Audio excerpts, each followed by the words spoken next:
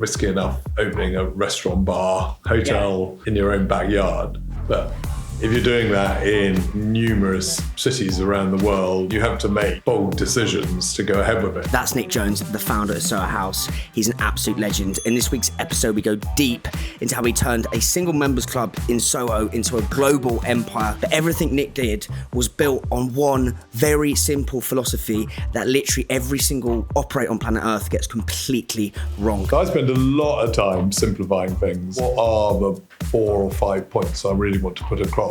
And be much more clear about what you're trying to achieve. If you get simplicity right, it can be very stylish as well. People just rely on designers to design their places, and they're designing things of beauty, but they're not necessarily designing things which have an atmosphere. None of this came easy to Nick. Literally went through tons of failure, tons of setbacks, and we go into that in this episode. So you don't have to make those mistakes. Listen to this, avoid the mistakes, and you're gonna grow your business way faster. You're gonna love it. Oh, I've had lots of failures. My first restaurant was a big failure. All I knew is that I didn't want to sit in a rocking chair one day thinking. I'd love to start with David Bowie. He's one of my biggest heroes. I love the way he constantly reinvented himself. I love his specific taste. He's got a quote which I love, which is, the future belongs to those who can hear it coming. And I think when I've studied your career and body of work, you seem to have this superpower to spot what's coming before other people do. How do you spot things before they become obvious to other people, do you think? Well, hello. And I love David Bowie as well. And he used to be an investor of ours in Soho House, New York. I don't know how I spot it. I suppose I'm the constant customer. So I always look at everything through being the customer.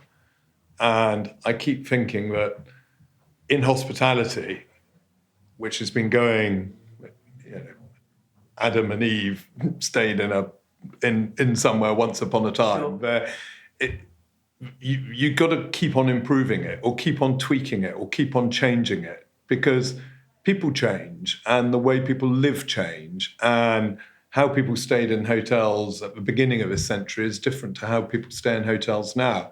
And I just think constantly you can keep on evolving the experience of a guest. So when you say I'm sort of see it before anyone else sees it, I don't see it like that. I just see it, look, I just challenge myself every day. How can we tweak this and make it better? Yeah. Well, because obviously this podcast won't go live until after St. Clement's open, but you've just shown me round. Yeah. It's absolutely astounding what you're building. When, take me into your head as through the consumer's eyes or customer's eyes, when you're walking around, how are you scanning the environment of the place? Like how are you thinking about evolving those things to see it before? Well, when I first went into the building, it's a new build. Yeah. And I think a new build is challenging. When I did Soho House, I was dealing with a lot of old buildings, warehouses, etc. So new buildings are always a bit more challenging. And I thought, actually, what's so special about this building is once you're in it and looking out, not necessarily looking at the building. And also I wanted to imagine a place, the sort of place I wanted to stay in now. And I wanted to sort of have another look at how luxury hotels are put together. And you sort of go back to the first ever luxury hotel in London, which was the Savoy, which is just 4 blocks away from the St. Clement. When was that? When did that open? That was like 1890. And it was like the social centre of London. It's where everything happened, because this area, the Strand, Temple, is like where London started. And interesting, when the Savoy Group opened their second hotel, they did it in the suburbs and they called it Claridge's. Right. That is just showing how London has moved expanded, and changed. Mad. Yeah. But it did start at this point. And you look at the Savoy, and it was all about bowler hats and high heels and glamour. And the world has moved on. And the world has moved on that those people now, what would they be wearing now?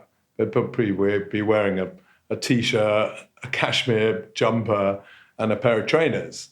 But the hotels haven't quite kept up with that. Even if you walk into a very marble-heavy interior of a 5-star hotel, you still feel a bit awkward if you're not dressed up for that interior. Yeah. So what was going through my head when I was looking around, and it didn't have a name at the time, the space, was how could I make today's luxury feel more relaxed? Yeah. How could I make it feel more friendly, more approachable, but at the same time have all the touches that you expect when you go to a high-end luxury hotel, be it butler service, be it if you need your suit steamed or your dress steamed, you can get it done within 10 minutes and there's someone at your door doing it. That there's the laundry, the efficiency of the service, the butler service, all of that exists within new luxury, but it's just done slightly differently, with a slightly different, friendlier approach. What was, because you were saying sort of the old kind of stale ways of doing luxury. It was kind of like hooty-fluty, you know what I mean? How are you ripping that up and like taking away those irritants? Well, the other thing I told myself is I stay in hotels and there are certain things which really annoy me when I stay in a hotel, and I'm a pretty impatient sort of character. So I hate waiting for an elevator, so it's going to have quick elevators. I hate checking in. I thought, why in this day and age do you have all that kerfuffle? When you arrive at a hotel, you have to give a passport, a credit card, you've got to fill out a form. Then the person behind reception tells you, oh, I'm going to ring a certain amount through for your incidentals. Oh, so you think I'm going to run away? You think I'm a thief? Yeah. And so even before you get into your room, you're irritated. And what I wanted to do was, well, how can we change that? How can we... And I know why hotels do it, because 1% of people who stay in hotels mess around and try not to pay. And 99% of people are completely upfront and honest and always pay. But the 99% of people are the people who are having to deal with all the procedures of what the 1% are put in for the 1% to behave themselves. So we looked at that, and so we want people to walk in and be already checked in. Will they do that through like an app, or how will they check in? Well, you're pre-check-in. I think most people pre-check in for an aeroplane flight nowadays. Yeah. Will you have like, because there's a sub that Rory Southern talks about, he calls it the doorman rule, the doorman fallacy, which is the reason you have a doorman is not really to open the door. That's like kind of one thing, but it's actually one, it adds to the status of, again, this could be really old school, right? Or this is very old school. Adds to the status of the place. It automatically looks like, oh, we can spend on the doorman. It adds the grandiosity of the place. But also, you know, if they want to ask questions and stuff like that, there is someone there, a point of call. That's his theory. But like, how would you do that without having a doorman in a bowler hat to make it feel, you know, a bit wanky? We're definitely having a door person. Yes. And they won't be in a bowler hat, but they'll be in a beautifully designed Alex Edel coat and suit and trouser suit. Yeah. So yes, we're definitely having a door person. Yes. To do exactly that. But do it in the reinvented, relaxed in a very friendly way. Yeah.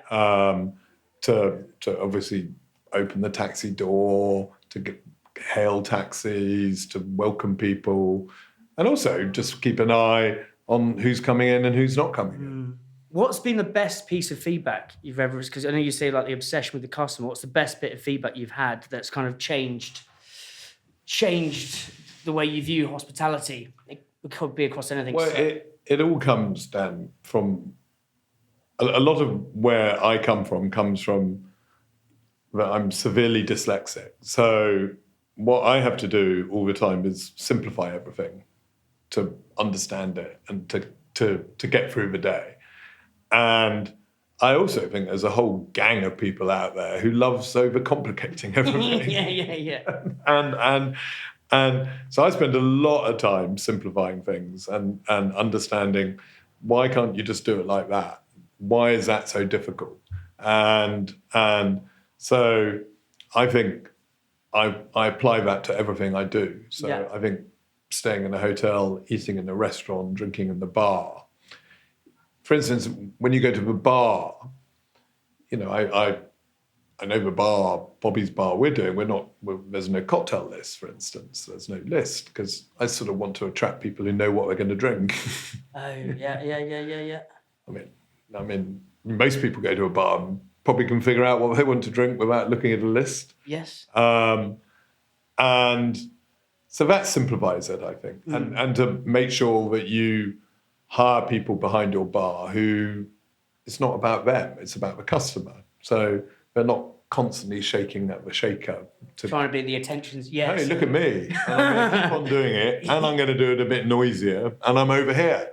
Yes. Well, please just make me a quick, strong, lovely drink. Yes. That's what you want. So that's simplifying it. Simplifying. Yeah, food should be simplified, shouldn't it? You know, if there's more than 3 ingredients on a plate, there should be a steward's inquiry for the 4th and the 5th. So I just say everything can be simplified. And I think that makes... life is complicated enough. Yeah. Not to go away and stay in a hotel or eat in a restaurant or drink in a bar where they try and overcomplicate it. And so I'm always about simplifying everything. Yeah, I know you've talked about like having like one sheet of paper. How do you get all the information across, say with St. Clement, on one sheet of paper? Like how do you cut away the bullshit basically? Like, what's the stuff you need to know? I always say to people when they write to me or want to send me something, I say, just do it on one piece of paper. If you do it on 2 pieces of paper, I won't read the second piece of paper. I'm only going to read 1 piece of paper. And it makes people think, and it makes what are the 4 or 5 points I really want to put across, and be much more clear about what you're trying to achieve. So the 1 piece of paper and the simplification is a lot about where I come from when I look, going back to your original question about when I went into the building and how did I start figuring out how St. Clement would look and feel at the end of it. Sure. It was very much through those eyes. And also the eyes of how can you make all the things that we want. I talked about like butler service, room service, steaming, housekeeping, all those services, how can they appear to be delivered without too much hassle? What would you say are the 1 to 3 most important things to be able to gauge a temperature? And, you know, we could talk about Soho House here as well. Like, sure. What are the 3 things that on that 1 piece of paper you want to know? Like 3 questions to make sure the place is in New York is the same experience as, you know, Bangkok, as Istanbul. I mean, about Soho House. Yeah. I mean, every time we designed a new house or we did start with a blank piece of paper and go, how can we improve it from the last place? We don't want to make it exactly the same because we want to design every place to the city that it's in. Yeah. So I don't want to open a place in Barcelona and suddenly think, oh, I'm going to make it feel like an English hotel room. Or so you study the city. You go, well, I want this to have a Catalan feel. I want it to feel like it's rooted in the city it's in. Wow. So when you go into Soho House, Barcelona, it feels like you are in the city you're in. And also, I think the other great thing about Soho House is when you do stay in a Soho House, you are surrounded by people in the bar or the restaurant or around by the swimming pool who are local to the area because it's all the local members. So it really feels like you're rooted in the city you're visiting. How do you get the soul to feel consistent across every house, but equally be different to that unique city? Well, I think that a lot comes through the culture and the people who work there. Right. So even though the lobby in Soho House, Nashville, which was an old sock factory, it used to be a factory which made socks, but how can I make that reception lobby feel like the lobby that you'd find in Soho House, Berlin, Yeah. but even though they're totally different designs and totally different buildings, but you sort of know if you walked in with a blindfold on and not saw a sign outside, Yeah. and they took the blindfold off, you would say, well, guess where you are? And people would guess that they would be in a Soho House, even though the design was totally different. And I think that's down to the sort of people working behind reception. It's the friendliness that they they give, the can-do attitude. And so I think you can create that feel that you're in the same place in other ways, apart from choosing the same lobby furniture. And, you know, but then you go into a Soho House room, and even though the designs are different, the sense of generosity is the same. The generosity in cowshed products, generosity in amenities, the extensive minibar, etc., etc. So I think people feel that they're in a Soho House, even though they might feel different buildings and different cities. Again, so Will recommended this book to me called by Priya Patel, which is The Art of Gathering. And it's really interesting. It's like, how do you create spaces to help people connect? And she says rules equals freedom. So when you actually put in these rules, and I think you said on our tour, mate, that your job is to make sure people have fun and are having a good time. Like, what are the rules you put in place to help that? I think there are more guidelines and rules. I think it's you want to attract, certainly within Soho House and certainly the new project I'm doing in St. Clement, we want to make sure. What are the three big important things when I look at St. Clement? Well, you got the building, you got the design, which is all sort of pre-opening. So you've got to hopefully get that right before we open. Mm-hmm. Time will tell. We're not open. Hopefully, hopefully people are going to like it.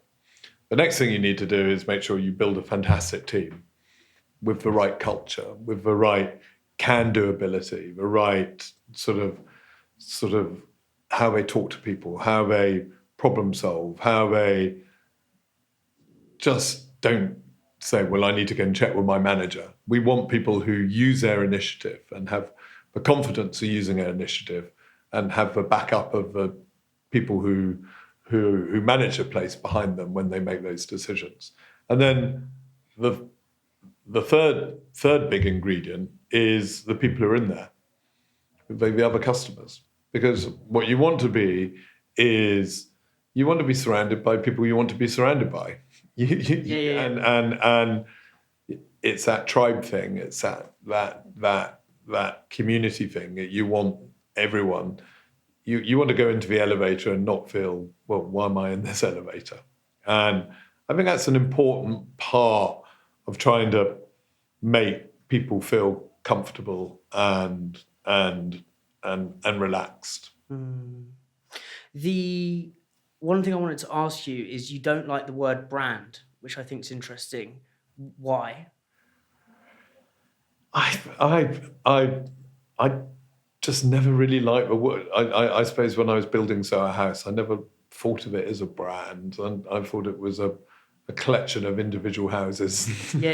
where with a lot of members of that individual houses becoming together as a global membership. But I just never thought it as a brand. I just said made us feel like, personal automatic. Yeah. It's interesting because like a lot of people outside looking at sort of like from the consumer perspective, even people I've spoken to, is like it's like, is it a cultural brand? Is it a status brand? And actually, when speaking to you, is you don't even think about that. It's just. I never thought about things like that when I ran Soho House. I generally woke up every morning thinking, how can I make it better for a member every day? That was my thing I woke up with. Yeah. And that wasn't necessarily sort of thinking brand and overthinking things like that. It was literally, how can we just keep trying to make this better? And when we build a new house, how do we make it slightly different? How can we improve on the mistakes we made in the last house? And that was always my mindset to every day. Yeah. So on this new project, St. Clement, all I've done is just thought about it from the customer point of view.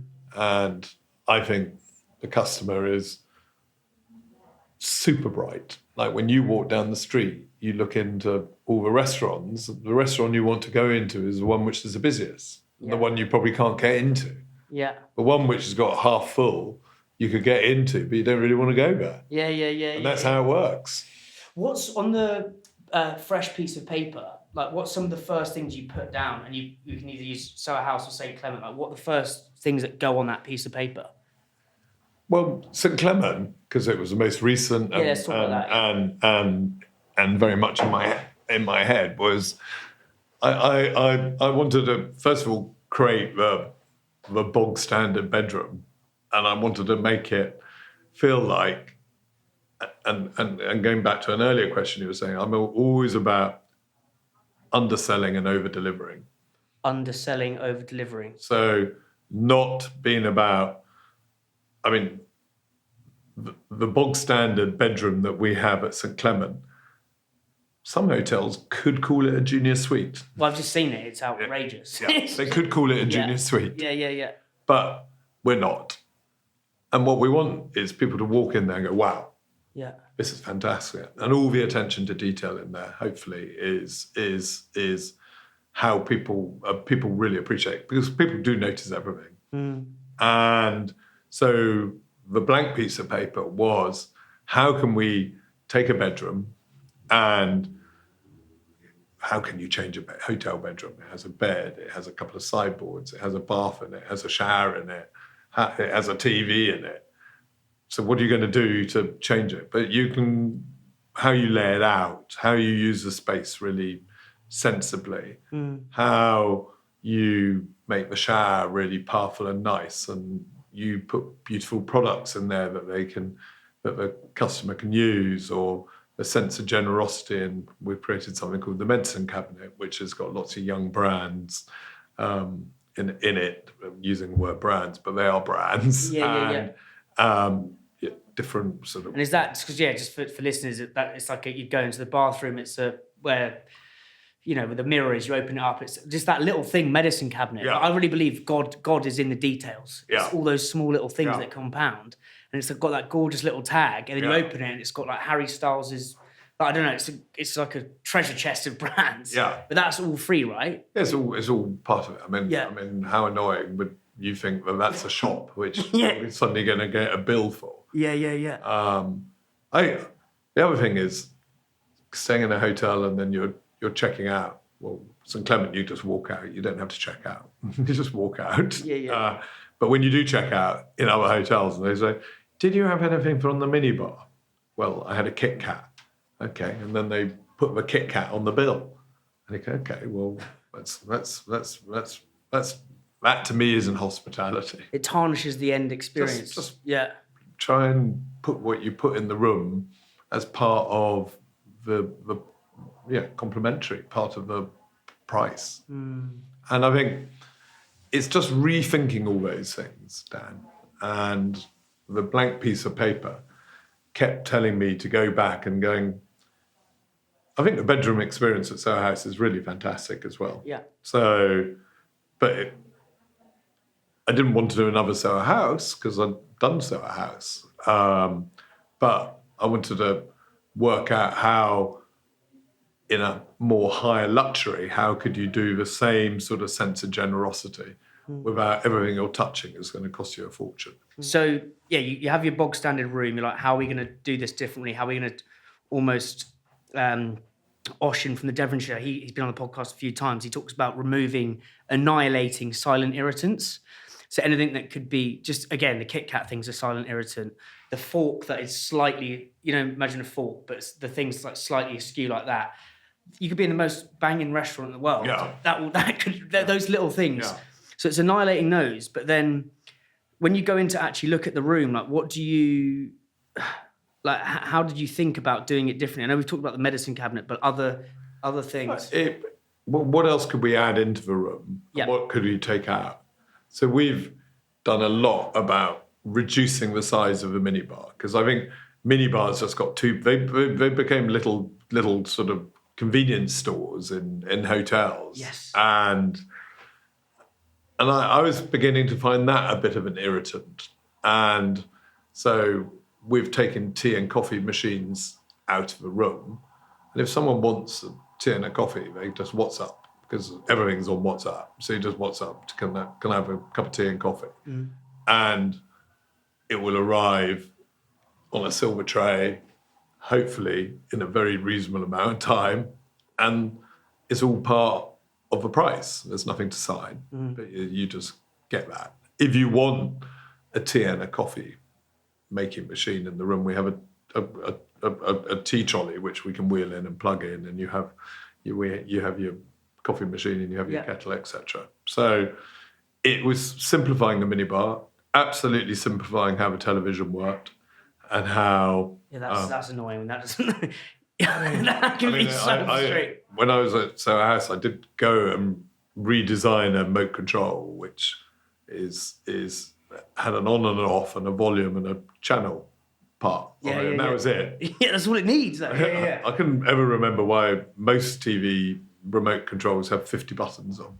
Crazy. And so the TV works very simply, and most people now want to carry on watching what they're watching at home, so what they're streaming at home. So it's very easy connection. Doesn't matter whether it's an Apple TV or a Disney or a Netflix. You can easily put it up on the screen in the room. TV's hidden. Some people don't want to watch TV. We got somewhere where you can store suitcases, which you showed me, which is again so simple, but yeah, because I mean, you go into these beautiful rooms and then you go into them again, and people's suitcases are everywhere, and it's suddenly a very different feel. So all about on the white piece of paper, the clear piece of paper, I would just sort of jot down how we could try and make the room work a bit better after all the things I learned at Soho House, doing Soho House and doing the Ned. I really wanted to simplify it again. What do you think is the most underrated design decision that most operators get wrong? Well, I think most people overcomplicate things and complicate things to what the guests want. But I mean, what would a new person opening a hotel or a restaurant be thinking of? How do they overcomplicate it? Well, they might go for a really complicated lighting system. And anyone would tell you, you need an iPad and you need a laptop and that's how you control your lights. Yeah. And in my experience, those systems are always breaking down. I think it's the manager's job to make sure the lights are dim. So just put simple dimmers in and make sure that the manager is on about keeping the ambience in the restaurant or a lobby or wherever you want the ambience to be, bar. So I think overcomplication on dimming systems, music systems, just keep it simple. Even reservation systems. I really do hate walking into a restaurant and being greeted with a computer screen. Yeah. And I think there's different ways you can do that, and you can go back to the diary and the pencil and the rubber and you can still obviously use different booking systems, but you can hide it. I think any of that procedural stuff in a hotel should be removed and hidden and not given first view from a customer. So I think people do overcomplicate things. I think they overcomplicate menus. I think they overcomplicate and just simplify. So you hear my word simplification quite a lot in all this. Yeah. And I think when you walk around St. Clement, which you just have, there is a simplicity about it, but I think simplicity is also, if you get simplicity right, then it can be very stylish as well. So when you get simplicity right, it can be stylish. What's the link between simple and style? Okay, when people dress up to go out at night, Yep. you can overstyle yourself. yeah. Looking like Boy George. You can overstyle yourself and look a bit ridiculous. And sometimes the simplicity, how your appearance is just I just think much classier. Yeah. I just think when you go to a restaurant and you order a steak or whatever, and they actually just cook a steak and put it on a plate, but it's a great quality bit of meat. It's been really nicely seasoned and it's been nicely cooked. Yeah. Just put on a plate. That's quite difficult to do because most people would much rather, okay, well, I gotta keep tossing the steak up and around. I'm going to slice it and fan it. To me, I know lots of people do that, but to me, that just then leaves all the juice on the board that it was just chopped and fanned on. And, I've got to put a bit of a sauce on and a bit this and a bit that. And actually, what most people want is just a simple steak. Even like, so when I walked again in St. Clement, the table, which is like a glass table filled with the pink sand. Yeah. Like, talk to me about how you think about that or your team. Because again, that is so simple, but it's so arresting in the best way possible and stylish. It's a sort of standout piece, really, which is it's a sort of, you look at it and go, "Oh, I haven't seen that before." Because sorry for listeners, the sand's like this gorgeous, like fluorescent pink, isn't it? Yeah, it is. Like day glow pink almost. Yeah. I mean, the lobby, and I hope lots of people come and have a look at it. I didn't want to make it feel like a hotel reception. I wanted it to make it feel like almost someone's drawing room who hopefully had very good taste in furniture and art and didn't overdress it and kept it pretty simple. What if I know you did a lot of flying, obviously. What if you were to do like a Soho House airline? Like what really fucks you off about airlines? Like how would you do that? Or even just a St. Clement airline? Oh, I've often thought about this. I think some airlines get it really right. I think if you're going to even bother offering food, figure out food which works well in the confinements of how you got to serve it. In the confinements, as in... Well, so, I mean, if you're travelling a club class or a first class, they sometimes totally overcomplicate it. They say a fillet of beef, and they can't deliver a fillet of beef 33,000 feet up in the air with a sort of heater oven because it will just come out well done. So first of all, figure out what works best being heated up. Yeah. It can still be super nice and super different. But I have lots of opinions about seats in aircraft, in service. I think one of the things which really annoy me in aeroplanes is the amount of announcements they do. And I think someone hasn't gone back and thought that all they've done is just added announcements. And they've never actually gone back and looked at editing all the announcements. I mean, I got a lovely Scottish wife and I fly to Scotland occasionally. And it's not a very long flight. Maybe it's 50 minutes, but 45 minutes of that is announcements. Yeah. By the time you're taking off and you're first in the air and then you're landing and then it's a lot of announcements.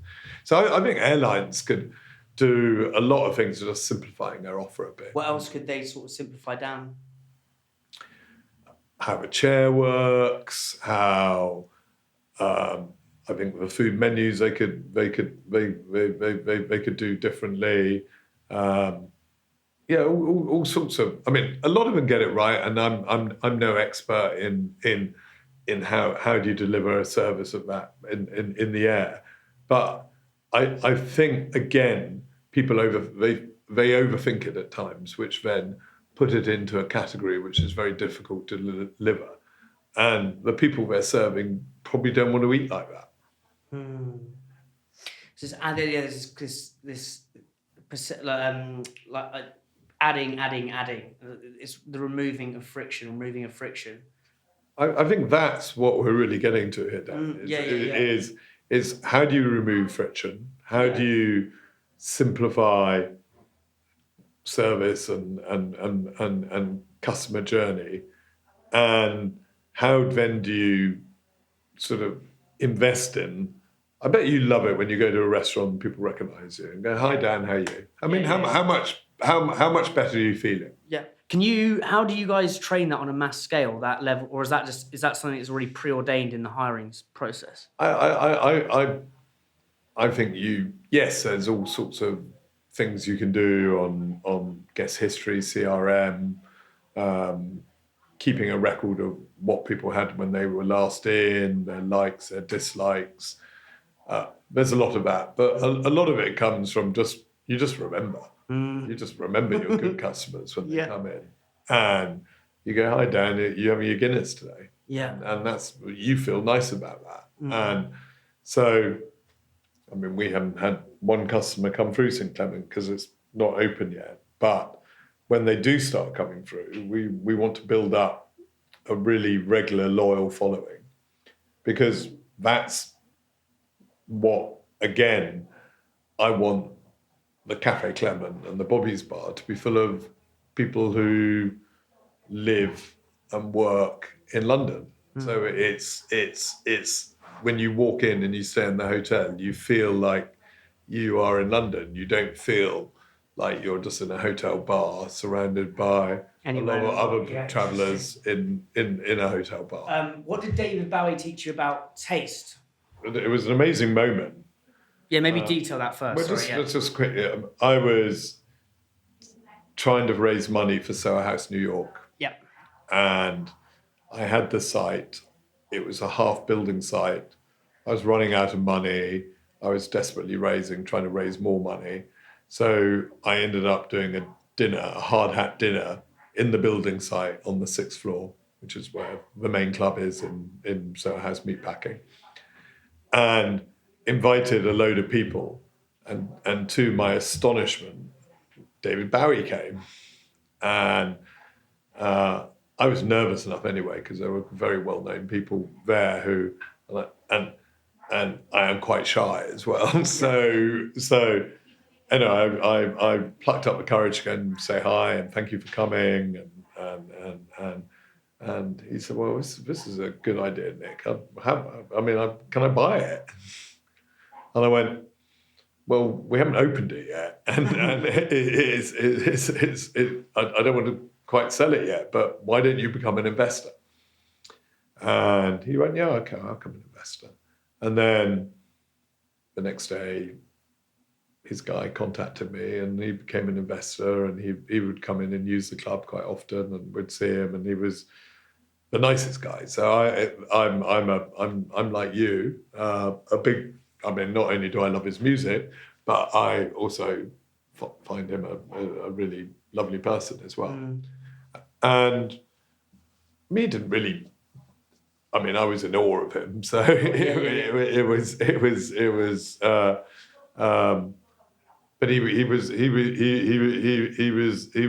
the nicest chap. But I think what he teaches you is like, can you get any more famous than David Bowie? Probably not. No. Because there are a few people in that day.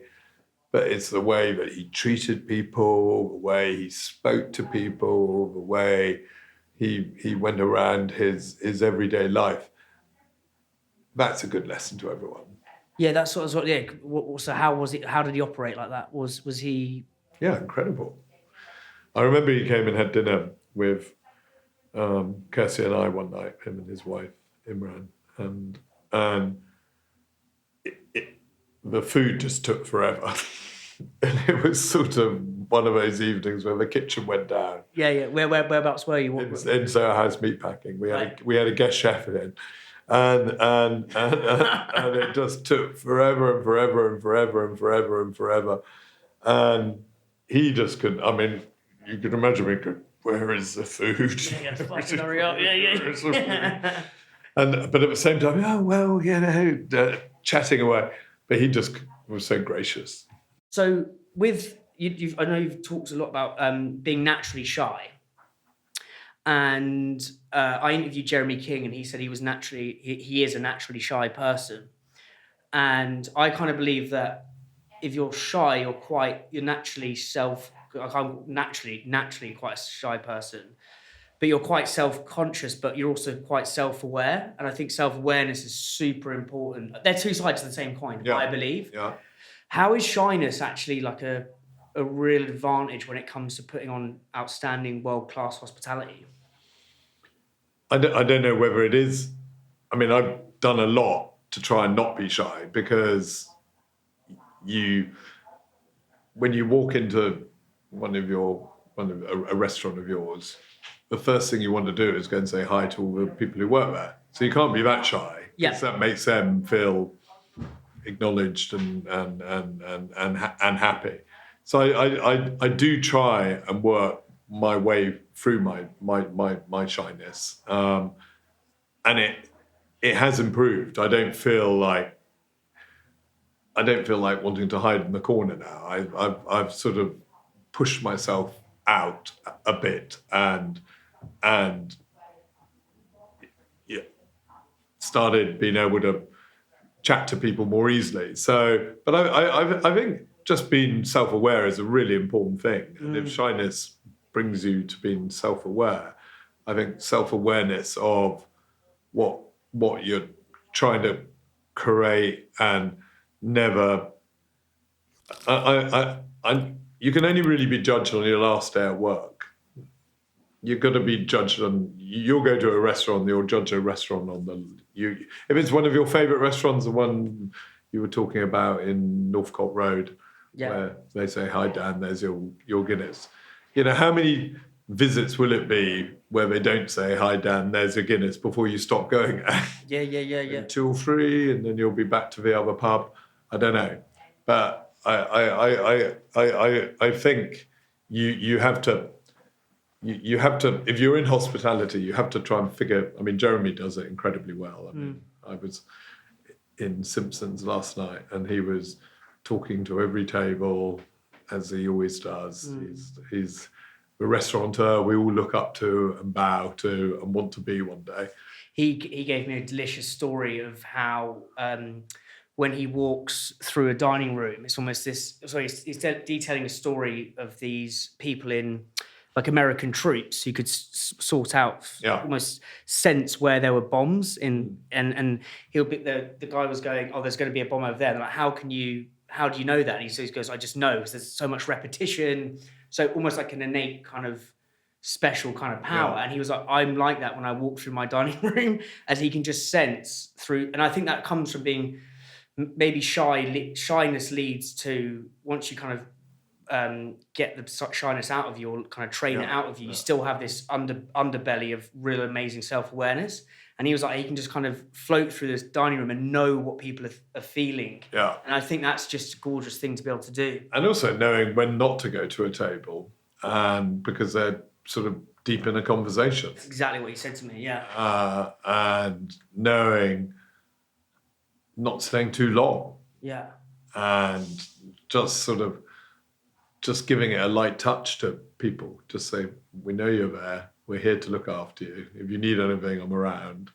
And some people want to have a longer chat. Of course they do. But the longer chat you're giving one table, I'm just saying, when I used to run the floor on the road, you're giving less time to the other tables. So you have to be present, yeah. Present and sensible with how much time you spend with people. But I mean, he is a master at it. Yeah. There are people out there doing this sort of old school, sort of people to people hospitality, which is sort of, you go out and you have that experience where people know what you want, what you drink, when you go out for breakfast, they know what you want for breakfast, etc. And I just think it should be continuously be encouraged, because that's really makes customers feel special. I've read somewhere, my friend gave me the book, and it's like, I think it's like called The Creative Entrepreneur, and it's, you were featured in it.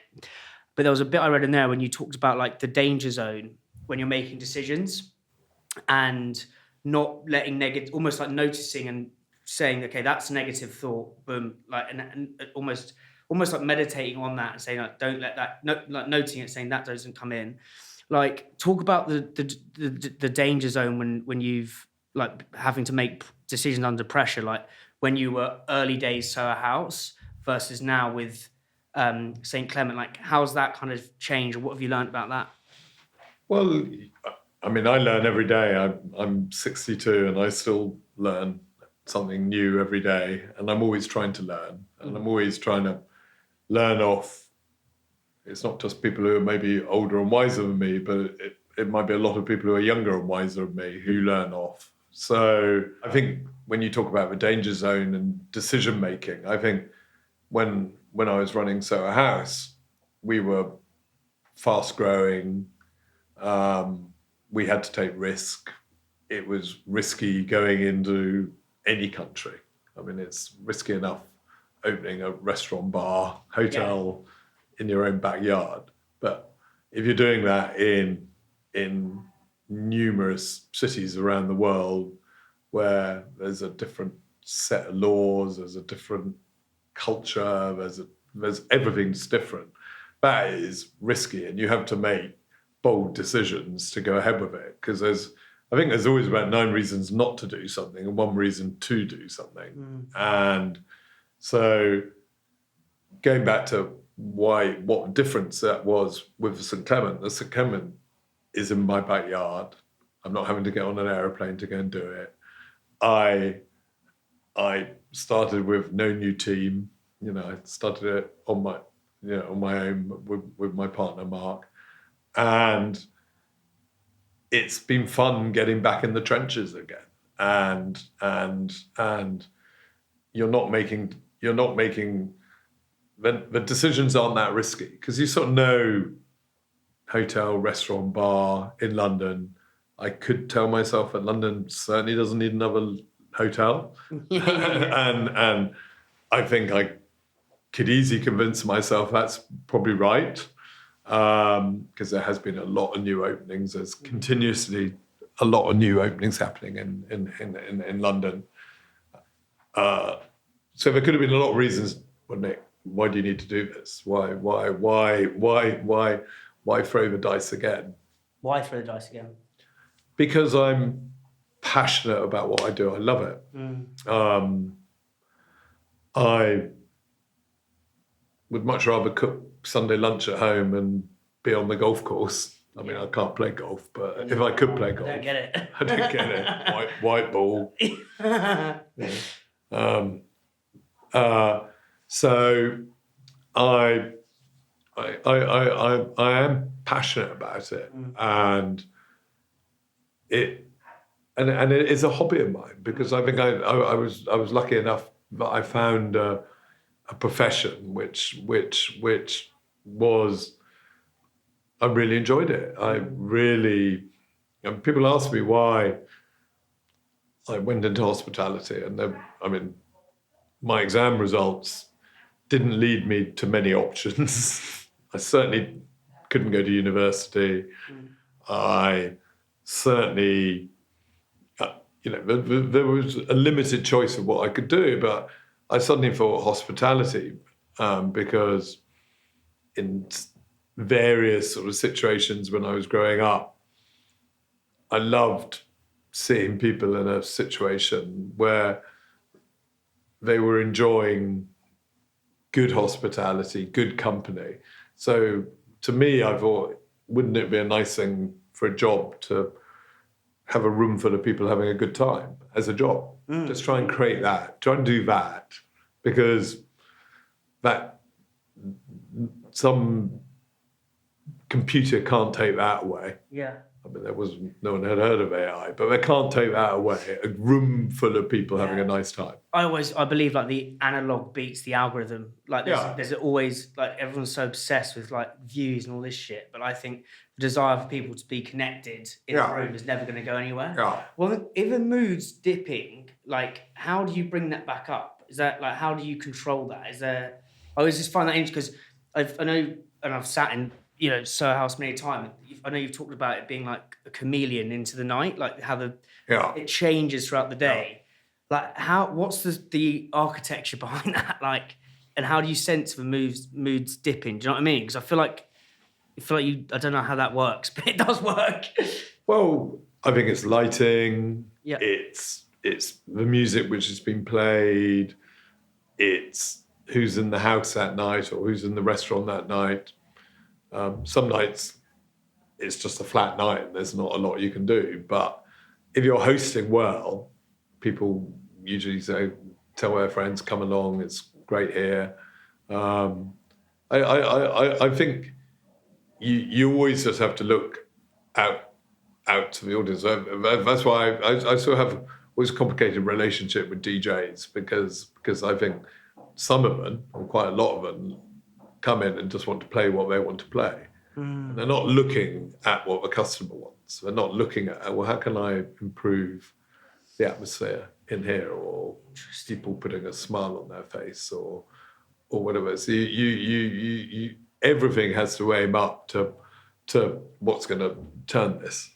Yeah, no, that is because there's some DJs who the sort of romanticized idea of like it's my art, I'm going to play what I want, and people can either come on the journey with me or not. But equally, if people are having an awful time, then it's kind of like, well, I mean, come on, mate, like put something a bit better on. I think they're entitled to do that if they're paying the rent and the electricity and taking the risk on people coming or going, then they should be able to do what they like. So I'm 32. I'd love to know what were some of the hardest decisions and you were making when you were 32, and like any advice on that. I mean, what a great age. I was like 30 when I started Soho House, so I was taking a lot of risk. I was sort of figuring out, okay, is this going to be around for a year or hopefully lots of years? But I didn't know when I opened, and it was nerve-wracking. But at the same time, it was fun because it was exciting. It was risky. It was, is this going to work or isn't it going to work? And I would always encourage people who have the ambition or the entrepreneurial spirit to go and try it, because all I knew is that I didn't want to sit in a rocking chair. Yeah. One day thinking, if only I had tried to open a club in New York, it might have worked. And in a way, I wanted to, I'd much rather tried and failed than not tried. Yeah. And I don't think failed is ever with a capital F. I think it's with a small f, and it's you learn and you move on. And so I'd always encourage people to give it a go. And what about what were some of those really hard decisions you were making in that when you're sort of 30 to 35, and like dealing with that pressure of it titillating between, is it going to work, is it not going to work? Like, what were some of the things that you were like, whoa, that was a squeaky bum time? Like the roller coaster almost veered off. Running a whole business, but not just at the beginning, but as you're expanding quickly, it's squeaky bum time a lot of the time. And I always felt I had a slight complicated relationship with balance. So I just always went for it. I always saw the positive in things, and I always thought I got to give it a go. And if I don't give it a go, I'm never gonna know one way or another. So what's nice now, I'm not like that now. after stepping away and stepping down from Soho House, I still wanted to be doing something, but I didn't want to be jumping on a plane all the time and thinking I'm opening 4 of these or 5 of these. I'm incredibly happy just to be opening one place, being very present in that one place, and seeing and building a room full of people who have a really good time, hopefully. So okay, that's so interesting. So now with this one place you're more present, was your mind, say, 10, 15 years ago, like what was that like? Was it just constant, like how would you manage all that in your head? This is what I'm trying to understand.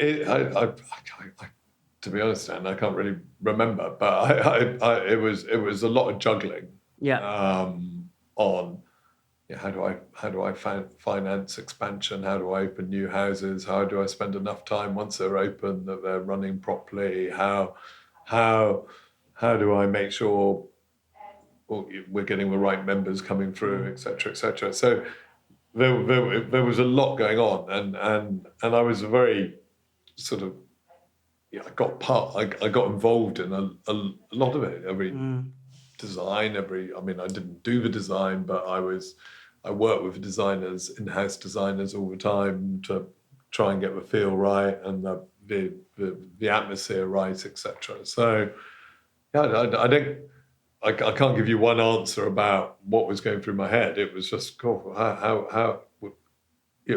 lucky enough to think that there is this sort of private members club, which could be the first one where it's properly global. Yeah. In terms of failures with a small f, like what have been some of your favourite failures? So I think that's where the real insight and wisdom comes from. Oh, I've had lots of failures.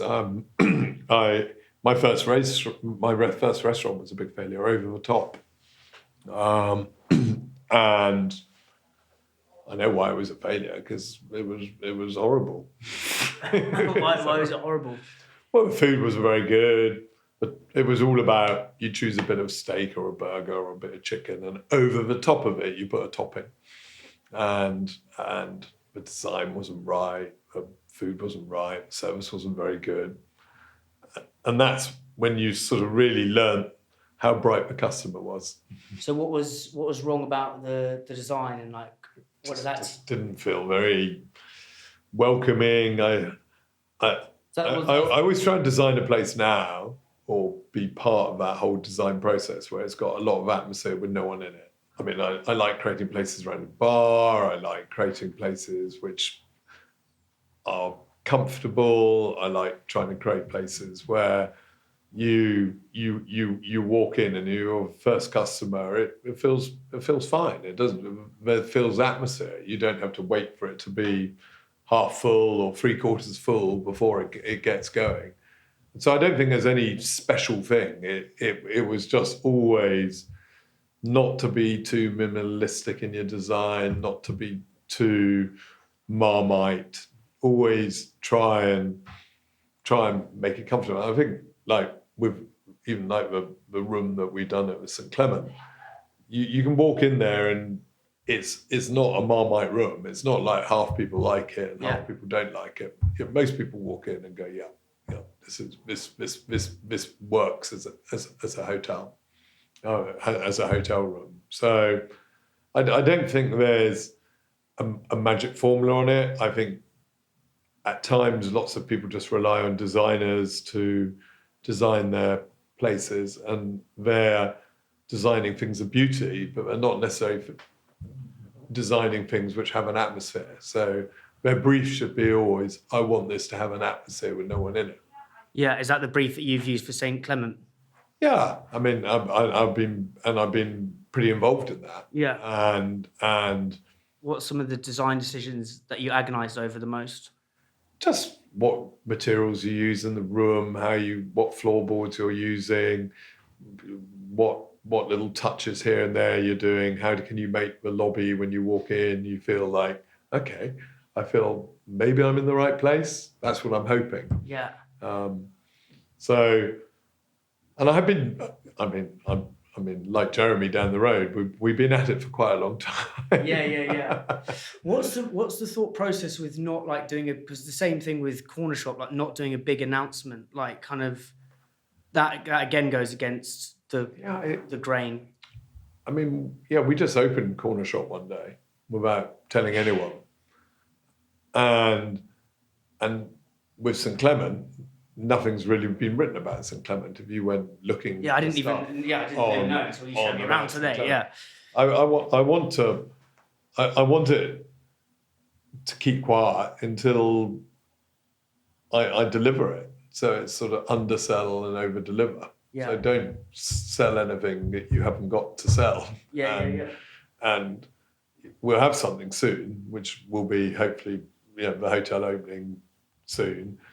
And then I'll talk about it. But it's no point talking about it until then. And I think places can get so hyped up without them being open, and then they can just feel a bit of a disappointment when you walk in. So we've got like summarize. So we've got undersell, overdeliver, simplify, complexity, generosity. The God is in the details. Like any other things in like principles that you really stick to when you're. Well, I think it's the 4P principle, which is you've got to get your P's in the right order, and not your bird's eye peas.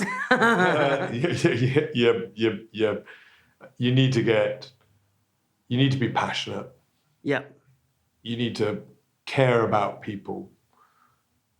You need to really have a product that you're proud of. So that's passion, people, product. Check this. Yeah. And then the fourth P is profit. So if you get the first, I think too many people go into hospitality and so passion, all they people, do product, yeah, and then profit, because a lot of people think of profit before all the others, and you need to try and think. What you need is a busy place and people to be happy and people to be having a good time and the product being good, and then you hopefully fill it up. You're busy all the time, and it's much easier to run. And then hopefully there's a bit of money to be made at the end of the day. How's the Soho House product different from similar and different from St Clement? Well, I think it is. I think the design and the feel is different from what a Soho House is. Yeah. I think we're going more. I mean, it's more.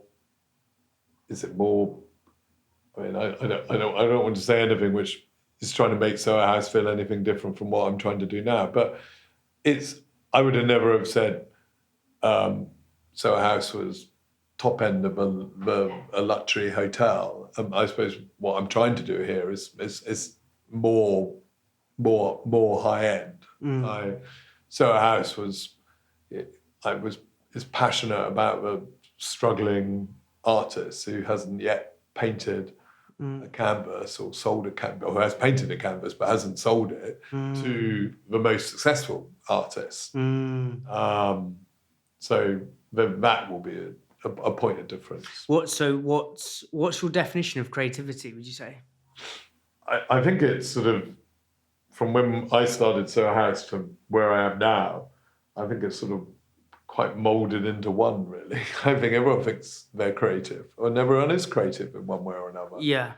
I think when I started Soho House, there were the suits, and there were the people who weren't in suits. Yeah. And now no one's in a suit. Yeah. and everyone thinks they're more creative. And it doesn't matter if you're a lawyer, you might still love music, you might love food, you might love art, it doesn't matter. So I think I don't think people have been defined about their jobs now. There's a question I ask all guests. It's what's one truth you believe that most people would disagree with you on? I always have this sort of discussion about all-day eating. All-day eating. Yeah, and I think one of the first places which I opened which worked was Café Bohème, which is thankfully still there, 35 years ago or 36 years ago. And it was, I think, then in London, a rarity to find a place which opened at 8 in the morning and sort of carried on serving all the way until 3 a.m. And I mean, it was really what the basis of what Soho House was, really. It was just a sort of miniature cafe version of what Soho House became. And a lot of people don't agree with that necessarily. They think, well, you've got to close the kitchen, you've got to close it early, breakfast isn't busy enough, so let's not open it for breakfast. And I just think that all day eating and drinking is what the customer wants, because I think lots of people want a 4 o'clock lunch or dinner, or we call it a lunner. So so I always push for the all day. So that was something I've been pushing for 35 years is all day. Yeah. And not. Why do you think that that's what the customer wants? So if we're trying to get this through you looking through the customer's eyes? Because I think why do they necessarily want to eat when the chef wants to cook it? Yeah. They might want to eat it. So simple. Yeah. I mean, I could never work out why you went to a hotel and at 9:30 after 9:30 you couldn't get breakfast. But you still got a sausage in the fridge. There must be an egg knocking around somewhere. But someone's saying, I'm not going to crack the egg and fry the sausage because someone's saying, we don't think it's the time you should have that. Well, I might have had a bit of a night the night before. It might be 11 o'clock in the morning. I'd like some breakfast. Yeah. So. Are there like specific, because I'm on the Soho House app, and you can do the same with the same Clement with like the constant feedback. Like, were there specific questions you'd ask to elicit the feedback to understand the customer more? I think we just talked to them in the hotel and in the Cafe Clement and the bar. I think you can tell so much about what a customer's thinking about their body language at a table. Yeah. This is. You just look. I mean, how annoying is it when someone comes up to you in a restaurant? Everything all right? You step back and you can see whether if they're looking around or they're letting the rest of their table taste their food because it was so good, or they're smiling and laughing. But then they're looking around and I think you can tell if people are having a good time or not. And what's better questions to ask, do you think? For people listening to this who are trying to get their restaurant up. Just leave them. Leave them. Who's the most unusual or interesting person you've met at one of the houses? Oh, I can't put a name to that because I've met so many interesting people, so many fascinating, amazing, different people in different fields, But I always think that the amazing people are the people who work for you, right. And it doesn't matter if you meet famous people or well-known people or whatever, but it's the person who's still cleaning the dishes at 2 a.m. or the respect I have for a housekeeper cleaning a bedroom. Well, that's what's so nice was going around the hotel with you before, with our hard hats on. Yeah. Like everyone's name. You're like everyone we're interacting with. Yeah. It was almost perfect seeing that before we hit the record button. Yeah. So I really got to understand, almost like just through osmosis, almost like how you think. So how do you make those people feel incredibly special and stick with you through thick and thin? Well, talk to them, involve them, ask them how they are. I'm always interested in their opinion. And also be very respectful for the jobs that they do. Because however much time and effort we've done in designing a hotel room, if you go in there and there's one hair out of place because it hasn't been cleaned up, you don't want to be in that room. So the respect that you have to give to people to do those jobs is really important, and if they know they're appreciated, and they also know that people really, or I sit with our head housekeeper, and I go, I think you're amazing. I respect the housekeeping department so much. Yeah. And I've always, from the first hotel I ever did, which was Babington House, I never made it easy for housekeepers. It was always, the rooms were complicated. They weren't designed to be cleaned in 17 minutes.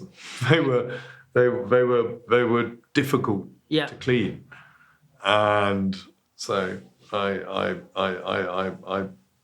find them and the people who are doing the difficult jobs, so people who are doing the unsung, the non-hero jobs in a hotel or non-public facing, I really admire them. How's a restaurant different from a hotel? Like what's the mindset? Well, delivering decent food and service every day of the year, all over the day, is hard. And you have a lot of people in the industry listening to this. It's difficult business. Yeah. Running a hotel is also a difficult business, but if you design the room right and you have a great housekeeping team, that's why a lot of hoteliers are not restaurateurs. That's why for many years you go into great hotels and they don't really care about their restaurants. A restaurant to a hotelier is a bit of an irritant. Wow. Okay, I've never explored this before. So hoteliers are not like restaurateurs. So what they're seeing, how they look at it through what, almost through an operational lens of 17 minutes. I fill my room. I want my good average room rate, RevPAR, etc., etc. And I need to clean that room and etc., etc. Whereas food and beverage is, and I mean, for a long time, people didn't want to go into hotel restaurants. Yeah. And I think if you have a great hotel restaurant, I mean, Cafe Clement, the restaurant we're doing, we want that just to be full of Londoners, people who use it all the time, locally, because it's locally or people travel to it, etc.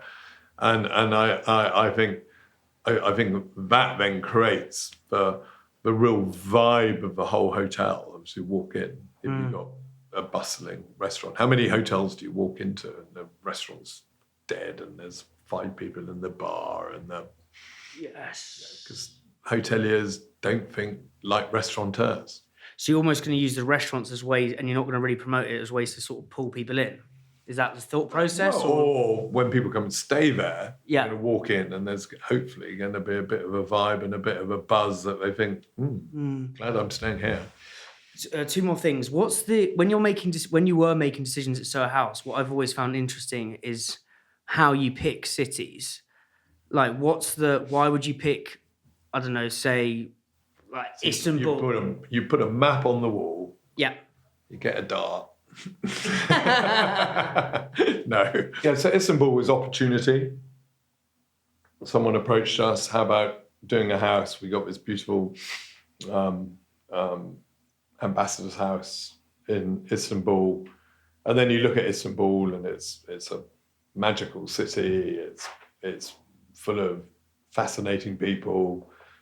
And you sort of figure, that should work. And then we developed something called Cities Without Houses, which was, as what it says on the tin, members in cities where there weren't houses. And you could really sense where there was a real demand for that. Probably meant there was a good demand to put a permanent house there. But a lot of them came through just opportunity. Barcelona came through opportunity. We pinpointed we wanted to be in LA, so that was slightly more difficult to find the right site. That's generally how it worked. And what are some of the best cities you think you've been to? What are the ones that really I should visit? Basically, I'm asking that.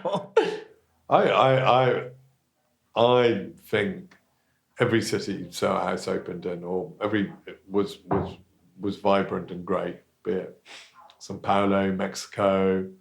I love America. America's been very good to Soho House over the years, and and all the different cities and states in America, I love dearly. Berlin's a fantastic city. What was the hardest one to open in America, do you think? Well, I think probably New York, the first one, because I didn't have enough money to do it. I didn't know what the hell I was doing. So I was learning rapidly on the job, and we kept running out of money, and that was quite tricky. And it's a hard city to do business in to start with. It's hard. Yeah, once you got into New York, and we got over that. Then yeah, that was just difficult. When there's a lot of pressure and there's a lot of craziness, like what's the art of like staying calm amidst that to make decisions? I mean, everyone loves to think they're the calmest person in the world, but I'm certainly not. And you know, I have my moments, and I do like making a decision, and I often make a wrong decision, but I can. If I make a wrong decision, I first want to put my hand up and go, I messed up on that. I'm going to change it. So I think the most important thing is to make a decision. And then you can always course correct, sort of thing. Or if you design something incorrectly and you need to tweak it or change it, do it like that. And I think just make a decision and go with it. Amazing. Nick, it's been an absolute pleasure. Dan, Thank you that was so great. much. Thank you very much. Can't wait for St. Clement to open. Yeah, well, it's astounding. you must come along. Thank you so much. Okay. That was sick. Hey guys, thank you so much for watching this video. Hope you were loving the episode. I'd appreciate a really small yet significant favor, por favor. Please, may you click the subscribe button, get in the comments, tell me what you think about the episode, tell me what you think we did on the show. It may not seem much, but it really helps us grow and helps us get bigger guests. Thank you so much.